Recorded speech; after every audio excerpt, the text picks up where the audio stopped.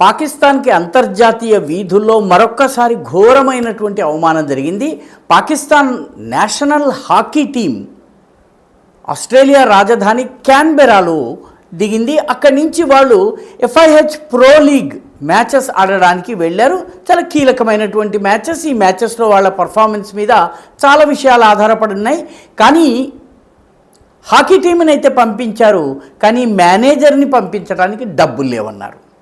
ప్లేయర్లకు చెప్పింది ఏంటంటే, మీకోసము బిల్లులు పే చేసేసాము, హోటల్ ఖర్చులన్నీ కట్టేసేసాము, మీరు వెళ్ళి పలానా హోటల్లో దిగితే చాలు అని.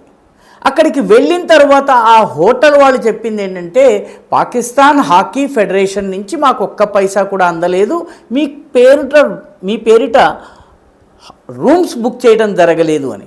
దాంతో కొద్ది గంటల పాటు రోడ్ల మీద ఎదురు చూసి ఫోన్లు చేసి హాకీ ఫెడరేషన్తో మాట్లాడిన తర్వాత హాకీ ఫెడరేషన్ అధికారులు హోటల్ అధికారులని బతిమలాడి తక్షణం మా దగ్గర డబ్బులు లేవు, కానీ మేము డబ్బులు తర్వాత కడతామని చెప్పిన తర్వాత ఒక్కొక్కరికి ఒక్కొక్క రూమ్ ఇవ్వడానికి బదులు అందరినీ కలిపి 2-3 రూమ్స్లో సర్దేసేశారు ఆ హోటల్ యాజమాన్యాలు. మొత్తానికి పాకిస్తానీ ప్లేయర్లను పంపారు మేనేజర్ లేకుండా, హోటల్లో దింపారు డబ్బులు కట్టకుండా. కేవలం పాకిస్తాన్ మాత్రమే బహుశా ఇలా చేయగలుగుతుందేమో.